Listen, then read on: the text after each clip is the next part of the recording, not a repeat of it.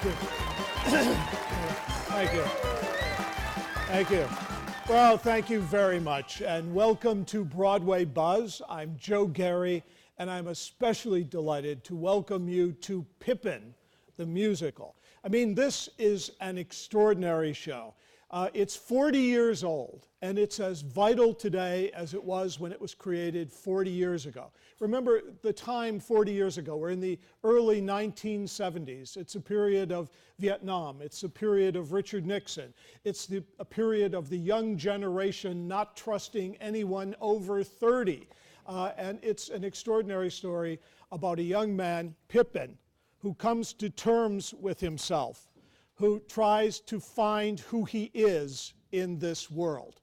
And of course, the wonderful irony is that this journey of wanting to be extraordinary takes us on a madcap journey. 40 years ago, it was directed and choreographed by the brilliant Bob Fosse. It was a very different version of the show that you're going to be seeing now, but it is extraordinary to see how the new framework that Diane Paulus has given the show puts the show into a very contemporary mode, makes it very exciting and very accessible, and the 40 years are worn away. Keep in mind, this story of a young man wanting to be extraordinary, it's the story of all of us, of course. And finally, what we learn in our journey is what we're willing to settle for, or what really is important. That's what life is in that process. It's so interesting that a musical that is as tuneful, as melodic, as visually pleasing, as dazzling as this show is, would have such a powerful message. Now, I'd like to go back and sort of trace for you this extraordinary odyssey. So let me introduce the composer of the show, Stephen Schwartz. Now, Stephen Schwartz, we're back in the period of 1967. Stephen Schwartz is a student at Carnegie Mellon, which is a great theater school in Pittsburgh. He was majoring in theater, and for his sort of senior project, he put together a show that was called Pippin, Pippin. Let me go back and give you a little background on that. When Stephen Schwartz was at Carnegie Mellon, he met a young man who was studying opera named Ron Strauss. And Ron Strauss was working on an opera that he was calling Pippin, P-E-P-I-N. Now, if I could just give you the history, Charlemagne, we're in the period of the 7th century A.D., Charlemagne had an illegitimate son named Pippin, P-E-P-I-N, who was a hunchback, who tried a coup against his father, trying to assassinate him. He was put in a monastery for the rest of his life, and it was about court intrigue. So keep in mind, young undergraduates in this period, 1967, everyone had read Lion in Winter. And if you don't remember the brilliant movie with Katharine Hepburn, by all means, rush home and see it. It's spectacular. But it was a great play turned into a brilliant film. And suddenly, everyone was very vitalized by this idea of long ago, far away, and court intrigue. So Ron Strauss decided that a wonderful idea for an opera would be to take the world of Charlemagne, the sort of Middle Ages, and to fill it with medieval mystery plays and morality ideas, and to tell this compelling story about a son versus his father. And he was writing this in opera form. Stephen Schwartz, this young man, heard some of the music and said, "This is great. Would you be interested in having me work on it with you?" And Ron Strauss said, "Sure." Well, what he didn't realize was that Stephen Schwartz just took the project over, and it became a musical. And so suddenly, I happened to be in Carnegie Mellon, and I did see this production of Pippin, Pippin. It was done in a very medieval format. It was very sort of like West Side Story in its musicality. It was a very sweeping, epic story wonderfully told, but keep in mind, it was directed by Stephen Schwartz, it was choreographed by Stephen Schwartz, it had lyrics by Stephen Schwartz, and it had 90% of the music by Stephen Schwartz. So it was sort of a one-man show. And then on top of it all, he directed the project. But what was overwhelming in watching it was the sort of sheer talent and the sheer bravado in taking on such a big story. Well, what happened, of course, as any sort of thesis in a university, everyone sort of clapped and said, this is really lovely, good luck in the real world. And what happened to him was he got a letter from a producer in New York. And what had happened was the cast all put together some money and they had it recorded. It was sort of a vanity production so they could send the recording to their parents. And so lo and behold, this producer in New York got hold of this vanity disc and wrote and said, if you're interested in proceeding with this as a musical, I'd be very interested in producing it. So Stephen Schwartz said, this is a sign. This means I'm destined to go to New York. I'm really destined to become a New York composer. I want you to realize that every artist who works and who is successful obviously has to have talent, obviously has to have tenacity, but also he has to have luck.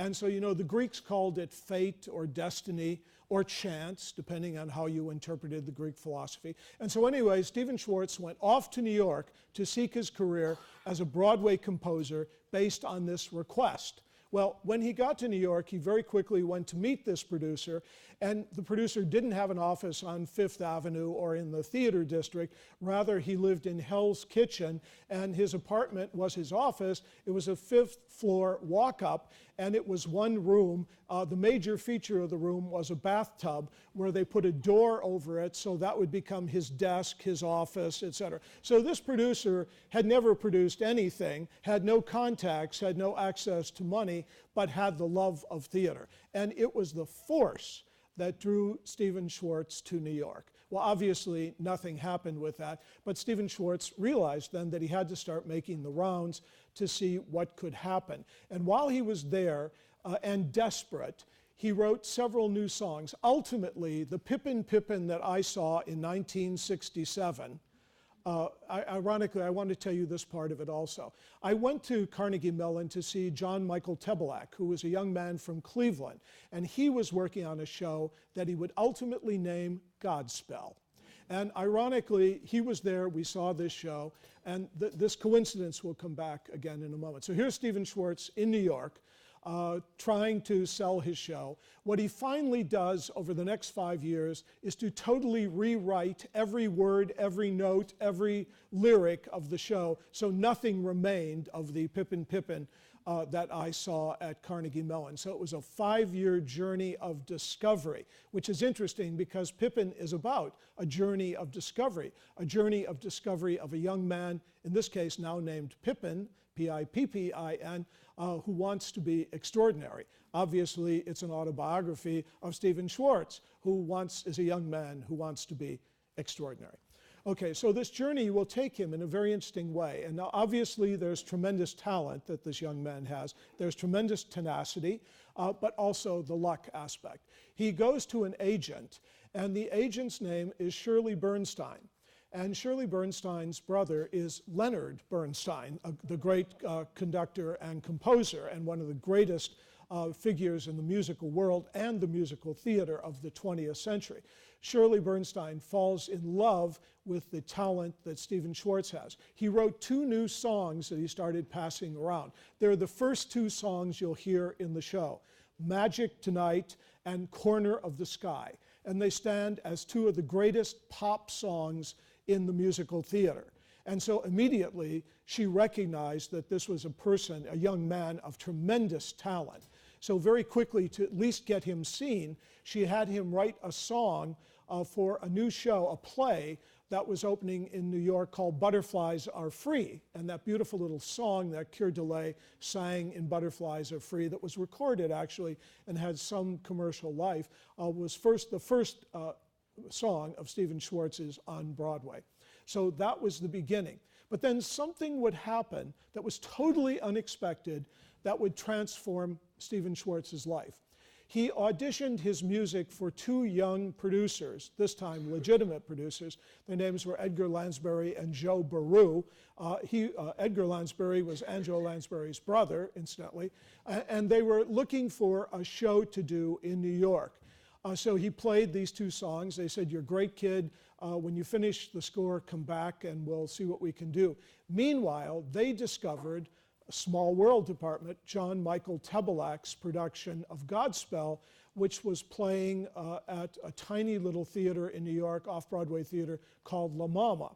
When they saw the show, they said, "This is the most innovative, greatest new wave kind of musical theater piece," but the only problem is there's no decent music in the show. So they remembered that kid, Stephen Schwartz, and called him and said, "Do you think in 3 weeks you could rewrite the score of Godspell and we'll present it at the Promenade Theater?" Now, isn't it ironic? Stephen Schwartz left college to go to New York only to be reunited with his college friends from Carnegie Mellon. And so all of those kids who were in the original cast of Godspell were all seniors from Carnegie Mellon. John Michael Tebelak had graduating from Carnegie Mellon with this brilliant piece. And so very quickly, in 3 weeks, he wrote this remarkable score, and the end result was, this is what made Stephen Schwartz famous. And he won the Grammy Award, actually, for this phenomenal work that he did with that show. So on his way to producing Pippin, he very quickly, in this 3-week period, wrote a show that would change his life. Godspell would be one of the greatest shows of the 70s. It would play literally everywhere in the world, and it would catapult this young composer into the ranks of first-class Broadway composer. So he continues then working on his show. He does all this in 1971. He also then, Leonard Bernstein, is obligated to do a mass to open the Kennedy Center, commissioned by Jacqueline Onassis. And so Leonard Bernstein then commissions Stephen Schwartz to write the lyrics for the Bernstein Mass, which he did. So within that year, 2 major world-class events would happen that would give him great success. He wasn't even looking for these. They just fell into his lap. So by 1972, he was ready to do Pippin. He had a new book writer. The show had been completely rewritten. The new score was very hot and very interesting. Shirley Bernstein arranged for him to have a meeting with David Merrick. David Merrick commissioned him. He was the greatest producer of the day. He commissioned him to do the show, but then he got disillusioned with the book and got nervous about the storyline. It was a little bit too contemporary, a little bit too pop for David Merrick, and it wasn't falling in the category of Hello, Dolly, and he couldn't turn this into Hello, Pippin, so he sort of backed away from it. David Merrick always said this was the greatest mistake of his life, to back away from this phenomenal moneymaker that it would turn out to be. So the end result was they then went to Hal Prince, who was interested in possibly directing the production of Pippin. He took the new book writer with him. Stephen Schwartz played all the songs, singing every song with the greatest passion. When it was over, Hal Prince said, "Well, gentlemen, this is what I have to tell you. I'm much more interested in what happens to everyone after the show ends than I am with the story you've written. So I recommend you go home, take the first and second act, incorporate it into the first act, and write a new second act. I'm not going to direct the show, but that's what you need to do." So they went home and did exactly what Hal Prince told them to do. Footnote, years later, Stephen Schwartz would talk to other great composers and he would tell the story about how Hal Prince would very strongly influence him. And all of the other composers would say, "Oh, you didn't believe all that, do you?" Every time someone goes to him and he doesn't want to do a musical, he says, "I'm much more interested in what happens after the show ends, and I think you got to combine Act 1 and Act 2. Well, in this case, they followed his advice, and they came up with an enormous hit. So now, at this point, they have a great New York producers, Stuart Ostro, and at this point, they find the hottest director-choreographer, Bob Fosse. Now, Bob Fosse is just coming off from finishing the film of Cabaret, which would win him the Academy Award. He just finished taping the Liza Minnelli television special, Liza with a Z, which would win him an Emmy Award, and he would then go to Pippin, which would win him 2 Tony Awards, the only person to win all 3 awards in 1 year. So Bob Fosse is at the top of his game. As you know, he's a great choreographer. We recognize his dance, especially from Chicago, but through a large number of brilliant shows that he contributed. Everything he does is sort of low and sexy, splayed hands, knees together, toes pointed in, lots of pelvic movement. The dance is always enormously sensual, very erotic. He has a stamp that's incomparable. And so he takes over the production of Pippin. This is the last happy moment of the creation of Pippin. What happened next was absolute chaos. Stephen Schwartz is really, when you watch the show tonight and you see Pippin, Pippin is this young innocent who wants to be extraordinary. That's Stephen Schwartz. That's who he wants to be. And he tries everything. He tries war, he tries sex, he tries relationships, but all in the quest of being extraordinary, only to find out that what may be the most beautiful gift of all is celebrating the ordinary. And so here is Pippin, the character who really is Stephen Schwartz.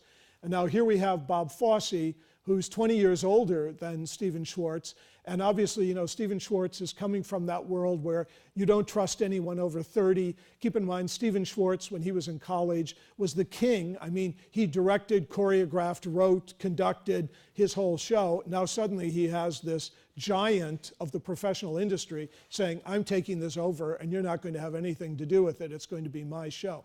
When things really exploded in rehearsal, the opening number, magic to give. Watch that number tonight. Diane Paulus does it so brilliantly, and she sets it all up as a circus tent and finds her own way of giving the opening a spectacular beginning. When Bob Fosse created his version 40 years ago, it was a groundbreaking opening number. Ben Vereen was the star of the show. He was like the MC. He's called the leading player.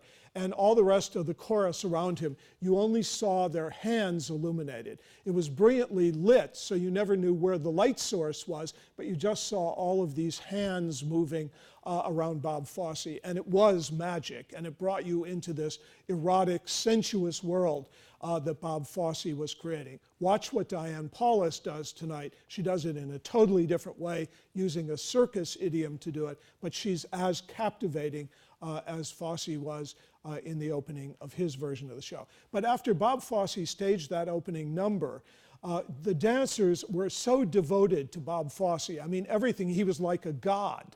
And everything he said, they did, of course. And he was the epitome of professionalism. And so when it was over, they said to Stephen Schwartz, what do you think? And he said, well, I didn't really like it very much. And let me show you what I think it should be. And he got up and I mean, he's not a dancer, he's not a choreographer, but he got up and did this. And that was the death of Stephen Schwartz. Bob Fosse said, he goes, I don't ever want to see him again. He's not going to be a part. And, you know, the cast is gasping because someone is standing up to the king, Bob Fosse. So the whole rehearsal period was met with great derision and great pain. And Stephen Schwartz kept fighting to keep the focus on Pippin because the story is really about the young boy discovering who he is on this journey. It is like a medieval mystery play, like Every Man. Every man goes on a journey to find out who he is and tries things in life before he understands what qualities are really important. So here's Stephen Schwartz fighting for the role of Pippin, but then there is Bob Fosse, who's enamored of the role of the leading player. When he was first given the script, the leading player, there was a suggestion that there would be a group of players that would be like the Commedia dell'arte, a group of traveling players that would add background and play various characters in the show. When he cast the show, Bob Fosse cast Ben Vereen. And of course, Ben Vereen was brilliant and had just come from Jesus Christ Superstar, where he had made an enormous triumph. And so he totally reshaped the leading player so that he was evil and decadent and sinister, and he really controlled the show. And so he would have the character interrupt the action of the play, interrupt scenes with Pippin. It's interesting. Just think of this for a moment. Remember that Stephen Schwartz had just come from Godspell. Godspell is a story about young people playing as characters, acting out the story of the Bible. They're like clowns. It's a very innocent, fresh, charming little innocent tale. That's where Stephen Schwartz is coming from. Bob Fosse is coming from Cabaret and that brilliant, very dark movie that he made that stands as one of the greatest movie musicals ever. And of course, what he would do is to take the role of the MC from Cabaret and juxtapose it into this story. Stephen Schwartz kept saying to me, but this is a medieval mystery play. And of course, Bob Fosse had no idea what that was. Bob Fosse grew up in burlesque. And he spent his youth around strippers and vaudeville. And so he wasn't going to create a medieval mystery play. He was going to use all these vaudeville techniques and all these sort of Brechtian devices that have been used so brilliantly in Cabaret. So these two forces are at work through the show. Watch how that still plays out. In the version that you're seeing, one of the things that Diane Paulus did that was so brilliant, aside from bringing a circus idiom to the show, she also brought this idea, instead of the leading player trying to duplicate what Ben Vereen did, which was amazing. I mean, it was one of the great performances on Broadway. She decided to cast a woman in the role. So it totally changes the nature of it. So it's a kind of sinister, conniving, powerful, mistress of ceremonies who will control the show in another way. So it was a brilliant device to use. So it totally erases the memory of Bob Fosse, and it also erases the memory of Ben Vereen. But what it does is it gives us a whole new focus of understanding this sort of decadent woman controlling the show. Keep in mind, what she tries to do through the whole show is to corrupt Pippin. By the end of the show, she suggests that how he can achieve his notion of being extraordinary is to jump into fire and to self-immolate himself. So very interesting, dark material for a musical. So it opened, the show was a spectacular success. Bob Fosse won the Tony Award for Best Director, Best Choreographer. But after that, Stephen Schwartz was still so angry with what had happened in the process that when he went to license the musical for other productions, which would mean tours, college productions, regional productions, professional productions, he took out all of the Bob Fosse improvements. So it took away a lot of the bite from the show. So the original Broadway version had that bite. You'll see the bite tonight in the way Diane Paulus has reinvented it in the show. But for all those years that it played on the road, they took away the real bite of Pippin and what really made it work. Theater is always about contrast. And you want to see these forces going after one another. That's what makes a musical great. And so Stephen Schwartz was diminishing that. Now, ironically, let me just tell you a footnote. So the show went on, played 2,000 performances, was a great success. Played literally everywhere in the world. This is what would happen to Stephen Schwartz after that. So keep in mind, he arrives in New York in 1968. 1971, he has Godspell. He has Bernstein's Mass. In 1972, he has Pippin. In 1974, he has The Magic Show, which he did with Doug Henning. That show played for 2,000 performances, toured everywhere. So this young man, before he's 25 years old, has become extraordinary. It's exactly what Stephen Schwartz wanted to happen to him. But then everything sort of turned in Stephen Schwartz's life. He then did a series of shows that were all failures. He did a show called Baker's Wife. Many people think it's one of the great scores, but the critics didn't like it, and it closed before it opened in New York. Subsequently, over the years, Stephen Schwartz never gives up on shows. He worked on that show for almost 20 years. It finally had a production in London that Trevor Nunn did, and the London critics thought it was one of the great musicals. It then also played at the Paper Mill Playhouse recently to great reviews, so I'm sure at some point that show will have a major revival. He then did a piece called Working that was not successful. It was based on Studs Terkel's writings. He did an infamous production of Rags, which was a horrific failure on Broadway. And then he did Children of Eden, which again, many people love, but it did not have great success. It opened in London and failed. So by the mid-1980s, Stephen Schwartz says, I'm never working in the theater again. My life in the theater is over. Being extraordinary isn't what was chalked up to be, and so he enrolled in graduate school in New York to be a psychologist. Then Disney enters in. Disney contacts him and says, you know, we really would like you to work with Alan Menken, and so he creates Pocahontas. He then does The Hunchback of Notre Dame, and then he does Prince of Egypt and Enchanted, all for Disney, winning 2 Oscars along the way. So his career then suddenly re-explodes. He becomes enormously wealthy, has the great estate in Connecticut, all the things that Pippin dreamed about at the very beginning. And then, of course, he had his greatest triumph in 2003 when he wrote Wicked. So what he has in the offing right now, aside from counting all of his money, he's extraordinarily wealthy. Aside from that, The Hunchback of Notre Dame is coming into New York, so that's another, the word of mouth is that it's a major hit. He was recently asked to work on a new musical about Houdini with Hugh Jackman, and Alan Sorkin was writing the book. They all backed out at the same time, saying they couldn't get the material together. So the Odyssey continues. But the irony now is, as we talk about the new Pippin you're going to see, Fran and Barry Weisler, 2 great producers who produced Chicago, decided that it was time to have a revival of Pippin. Everyone thought maybe it's too dated. It was an anti-war piece. It was against the Vietnam War. It was very specifically against Nixon and politics of the day, and maybe this wouldn't translate now.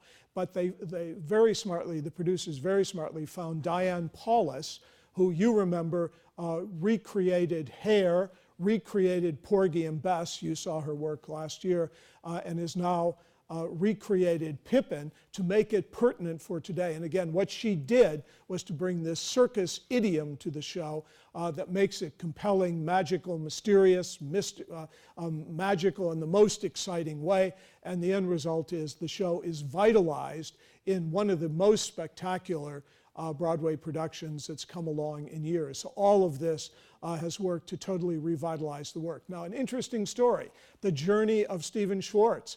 When it came time to authorize what is the book that we're going to use for this Broadway revival, he went back and put in all of the Bob Fosse events. So all of the things that he cut from the show 40 years ago, he put back. But keep in mind, he's now the other side of 40, way beyond the other side of 40. And now there are other young people under 30 not trusting him.